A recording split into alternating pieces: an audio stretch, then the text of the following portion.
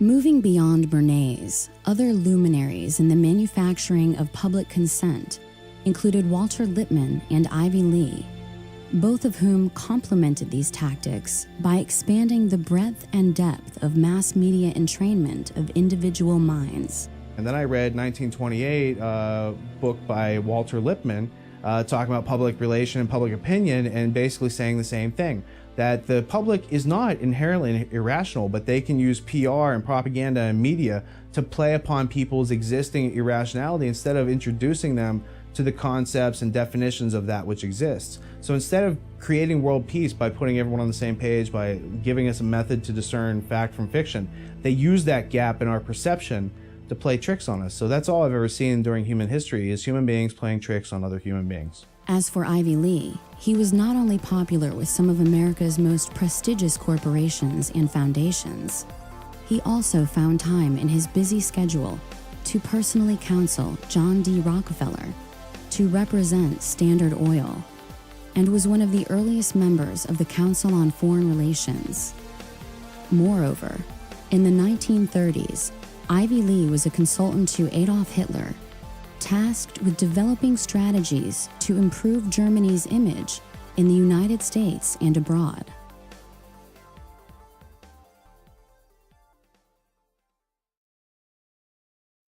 Kids are impressionable. That's why here at this station, we watch the programs and commercials your child watches carefully. He may see bad guys, but not in the role of heroes. He'll learn that crime doesn't pay. Because your child's welfare is our concern, too. That's part of our code. The code of the National Association of Broadcasters for television and the greater public interest.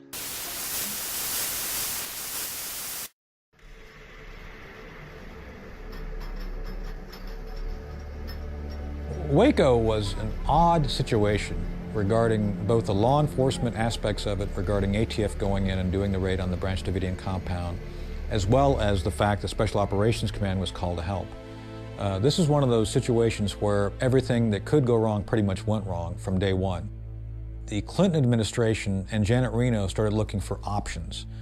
One of the options that they decided to engage on was bringing Special Operations Command in to advise them on quote-unquote psychological operations. When the Special Operations Command elements arrived, they began giving advice to the law enforcement individuals on how to go about implementing specific themes. Within the psychological operations community, they typically look at themes of how to modify, adapt, or somehow reshape the thinking of a target group, of an audience. These specific techniques, which were brought to bear on the Branch Davidians, were developed for military operations overseas, primarily against a foreign target. So another question has to be asked: what is the wisdom of using psychological operations techniques developed for an audience against a U.S. target? Again, a very controversial issue. How does one defend themselves against strategic information, propaganda? It's a very simple answer. Ask questions. Always check your source. I, as a public figure, am often having to speak publicly about issues and information. I look at everything. I've been criticized by my friends. Oh my God, you look at Fox News, you look at CNN. Absolutely, because the false information being provided to the mainstream outlets means something. So why are they saying things a certain way? How are the habits of individuals changed and then reinforced to create new behaviors preferable to the collective? In the 21st century, the method has evolved little from millennia ago. Only the technology has changed. Today's television provides those who leverage public airwaves with an opportunity to control individuals far beyond the simple linguistic programming of radio. The major point of television is the commercial. The programming is designed to kind of keep people hanging in there long enough to watch a commercial, and that they're in a more passive, zombified state to buy into the goofy, silly commercial. That is the point of it.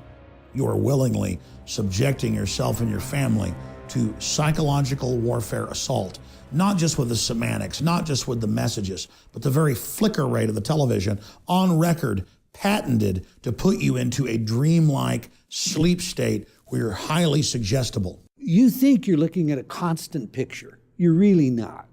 Modern televisions, you're looking at LEDs, and they're going on and off.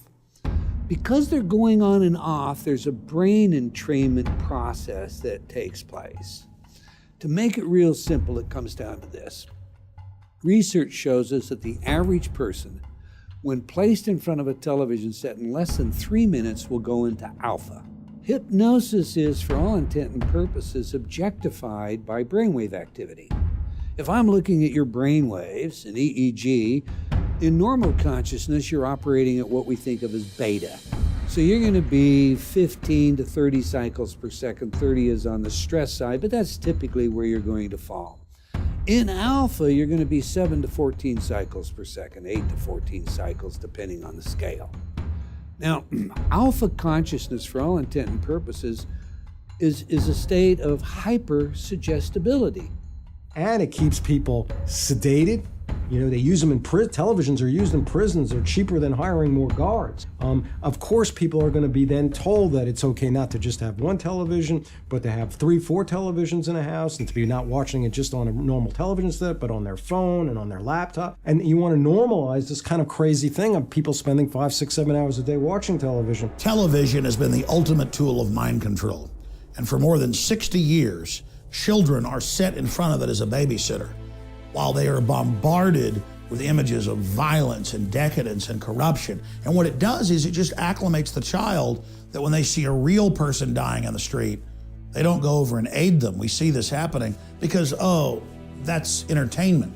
In fact, people now have been recorded laughing at someone hurt because it's just more entertainment. They've had their basic empathy disconnected, cut off.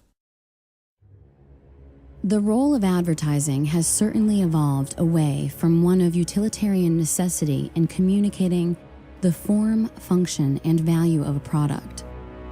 The application of the behavioral and psychological sciences has played a seminal role in the way corporations now sell products to consumers in American society and internationally.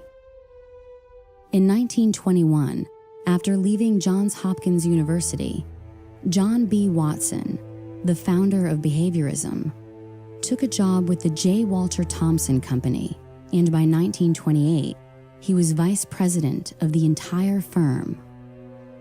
Watson introduced new market research techniques into advertising and discovered that sales could be influenced by manipulating images associated with brand names.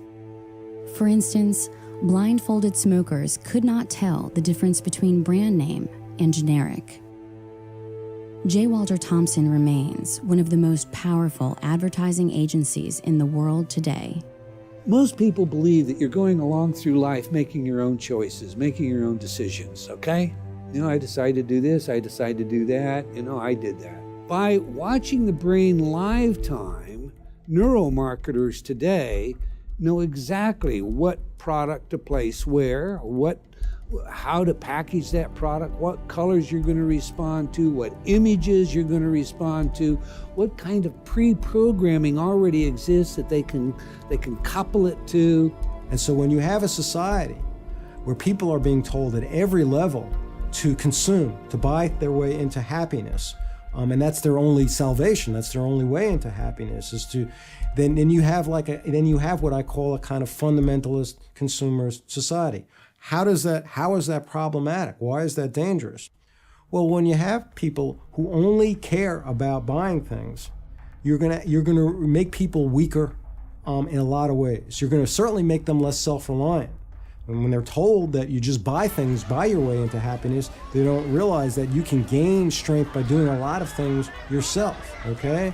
You also make people self-absorbed. I mean, a point of all advertising, which is the technology of consumerism, is to get people to care, over focus on every one of their needs and every one of their feelings. So if they're having a bad day, they must focus on that and focus on how depressed they are. Billions and billions and billions of dollars have been spent privately and publicly looking at how to tap into your psyche, how to cause you to make choices that you wouldn't otherwise make, to do things that you wouldn't otherwise do, to consume, whether it's a product or a plank in a political platform. I've also asked the school board to make a part of every day some kind of anti-violence, anti-gun message. Every day, every school, at every level. One thing that I think is clear with young people and with adults as well is that we just have to be repetitive about this. It's not enough to simply have a catchy ad on a Monday and then only do it every Monday. We need to do this every day of the week and just really brainwash people into thinking about guns in a vastly different way. To me, with the media just willing to report whatever the government tells it to report, that gives the government free rein to create whatever story or narrative it wants to create for whatever purpose it wants to create a story for. And that's where we're at. That's why when you put on the 6 o'clock news and you switch from one channel to another, they take their commercial breaks at the same time, they tell the same news stories, and they tell the same news stories at the same time. But then you go to the internet, you go to BBC out of London, or one of the other foreign news services, and you see all kinds of news that we never hear about here. Mass media today is the cutting edge of psychological warfare, and it is nothing but an all-out assault against the general public. When you watch mainline establishment television, you are putting yourself in front of the barrel of a gun.